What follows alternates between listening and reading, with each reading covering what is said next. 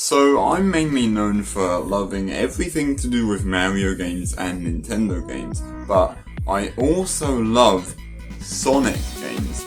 And what we're going to do today is we're going to rank every Sonic game that I have in my collection. I don't think I've missed any, not that I can see on the shelf. So let's get into it.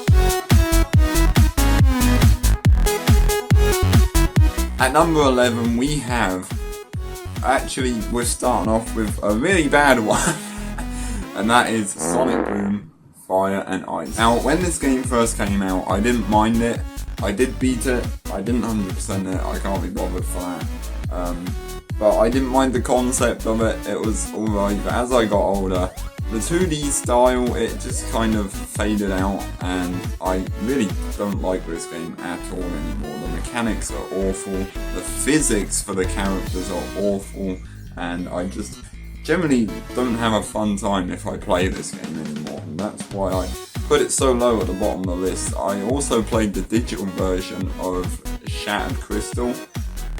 That's worse than this. I'm not even going to attempt the Wii U Sonic Boom Rise of Lyric because I've heard so many bad things about that.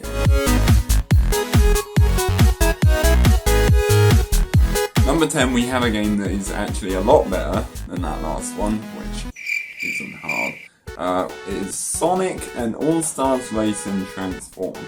Now, I don't play this game often, I need to play it more, and with Sonic Cross Worlds coming up, I need to beat this game. I really do.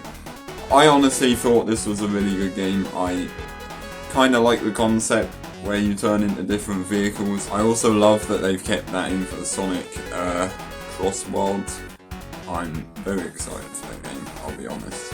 I think the fact that you can play as Wreck-It Ralph is also really stupid.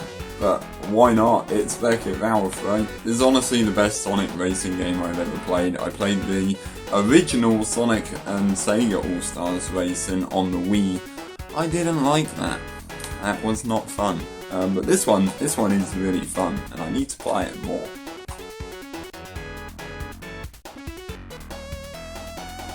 Coming in at number 9, we have a game that a lot of people hate, and I can see why they hate it, but I don't mind it, and that is Sonic Lost World for the 3DS. I honestly didn't mind this game. I thought the concept of having a run button is stupid because Sonic runs automatically. You shouldn't have to hold a button now to make him go faster. I think that should only be in like Mario games and stuff like that. I didn't mind the level design for this game. I thought it was pretty good.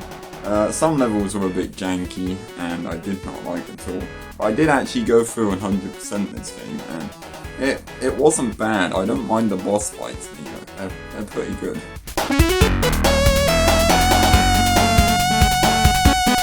Number 8 we have, again, a game that a lot of people hate, and I can see their reason for it. Sonic Unleashed for the Wii. Now, there are actually two versions of this game. You have the Wii and the PS2 version, which obviously I played, and then you have the PS3 and Xbox One version. Now, I never played the Xbox One or PS3 version. I'd really like to, because it looks a lot better than this. The daytime stages on this, they are decent. They're decent. I'll go with that. Nighttime stages, they get very repetitive, they get very boring, and I just lose interest in this game after a while. Now I have gone through and beat the whole game, but I didn't 100% it. I don't. I don't. Other than that, this is a really fun game. I like the gimmick where you turn into a werewolf when it becomes nighttime. I thought that was a really cool concept, and hopefully one day I'll get to play the PS3 and Xbox One edition, because that looks a lot more fun than this crappy little version.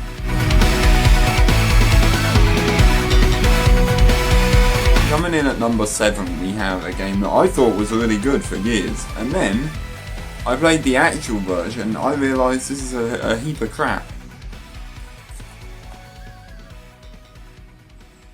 Sonic Generations for the 3DS. Now, don't get me wrong, they really tried to get Sonic Generations out on a Nintendo console, and sadly that did mean downgrading. All of the levels are 2D, it's not really that fun. Great level design, some of them, but being all in 2D, I feel like that takes the gimmick away from Sonic Generations, because you have 2D stages for classic Sonic and then you have 3D for modern Sonic. Obviously he does switch between 3D and 2D quite a bit in the levels, but this is just solid 2D all the way through. I really like that they gave us different levels, so we have Casino Night, Mushroom Hill, Emerald Coast, Water Palace, Radical Highway. I can't think of any more. I really like the special stages in this game though, they took it from Sonic Heroes. Now, the Sonic Heroes special stages were crap. They made them a lot better in this game. I did actually go through 100% this game. It was a lot of fun, but compared to normal Sonic Generations, this game is nowhere near.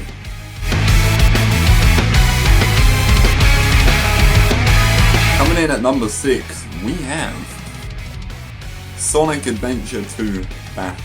I got this game back in May 2022 because I found out that the Sonic 3 movie was going to be based off of this game. I was like, you know what, I gotta play it just so I understand the movie a bit more. And this was a really fun game. There were some stages that I didn't like. I wasn't too keen on the Knuckles and the Rouge stages. I thought they were a bit poo. Other than that, I really like this game. Shadow is one of my favourite Sonic characters. He always has been and he always will be. I really need to go through this game again and play it because it is good fun. This game is home to one of the most iconic levels in any Sonic game other than Green Hill. It's Green Hill. And that is City Escape. Now everyone loves that stage, everyone loves the music for that stage. I love it, and I think this was a brilliant introduction to Shadow in the franchise. I definitely need to go back through it again. I got the Player's Choice version as well. Look at that.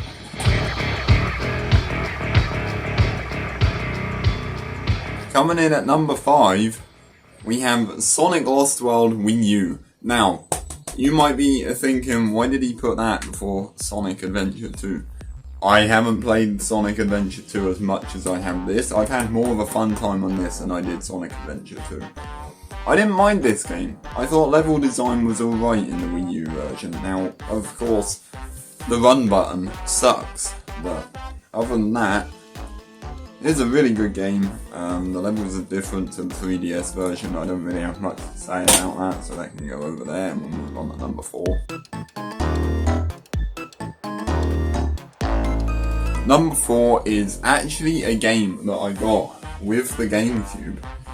It didn't come in a case, sadly, so I made a little cardboard case for it myself. That game is Sonic Mega Collection. Now this has some really good games on it. Sonic 1, 2, CD, 3 and Knuckles, Sonic and Knuckles, Sonic 3D Flicky's Island, Dr. Robotnik's Mean Machine. I could go on, I'm not going to because I can't remember anymore, but there are honestly some good games on here. It's really nice to go back and play the classics sometime. I don't really have much to say about this game, but yeah, very good game.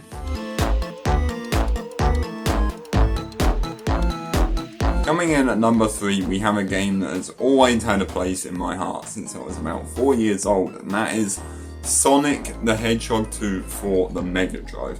Now, obviously, this has been released on so many other platforms. It's on Sonic Mega Collection, it's on the Switch, it's on Sega Mega Drive Collection for like Xbox and PlayStation and PC and all sorts. I honestly love this game. This is one of my favourite ever Sonic games. Not just in my collection, but ever.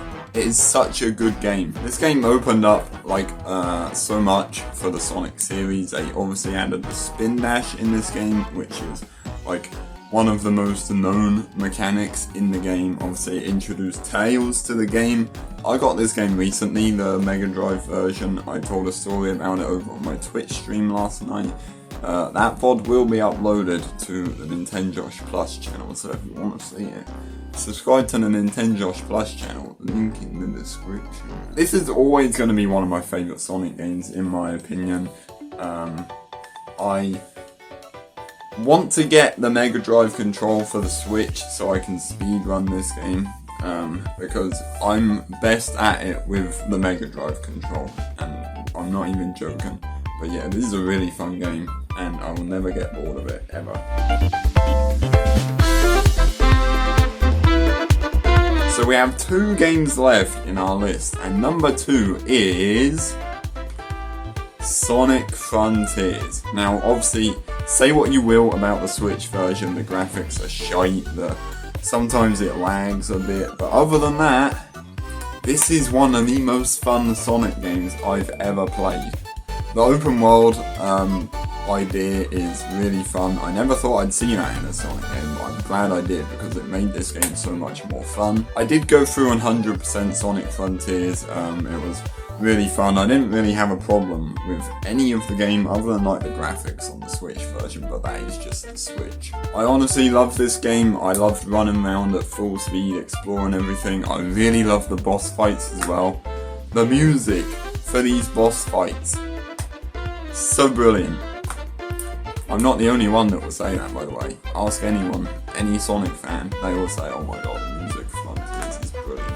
I feel like this has opened up new paths for Sonic, and they could make games like this in the future. Now, granted, we won't get a Sonic Frontiers 2, that will never happen. But, we can get a game like this.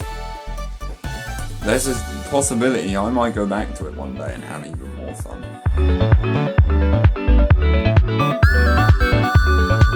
Coming in at number 1, we have Sonic X Shadow Generations. Now, I did upload a whole review video about this game and why I loved it so much, so I'm not going to talk about it too much, but I honestly love this game.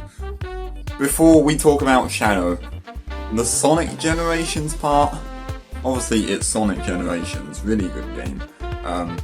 I feel like it's very unpolished.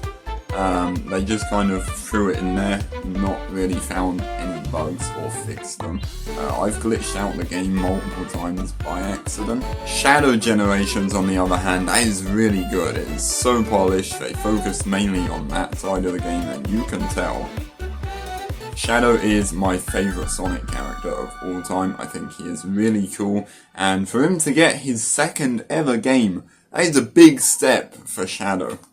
I really like the levels in Shadow Generations, and I really like the story for his side of the game as well. I like Shadow's new powers. I like how you can fly now. That is just brilliant. Of course, the boss fights for Shadow Generations as well were really good. For example, Bio Lizard. Haven't fought him a million times before. No, honestly, this game is really fun, and because I got Day 1 edition, I got Gerald Robotnik's journal. Now, you can actually find these pages in Whitespace in Shadow Generations, but to have a whole book of it is just brilliant. It stinks, because paper always stinks. So yeah, that was top 11 Sonic games that I have physical version. Now, before I end, I just want to say that my favourite ever Sonic game is Shadow the Hedgehog, because Shadow is a god. You can't deny that. I'm gonna wrap this video up. I've got to do a lot of editing today. I know that I'm working on reviewing every physical game that I have, but there will be a Dead by Daylight review video coming very soon as well, so stay tuned for that. If you'd like to check out any of the Dead by Daylight gameplay footage from when me and Adam played, you can check it out all on the Nintendosh Plus channel, link in the description. Of course, you can follow me on Twitch as well. I just throw an adverts out there at this point.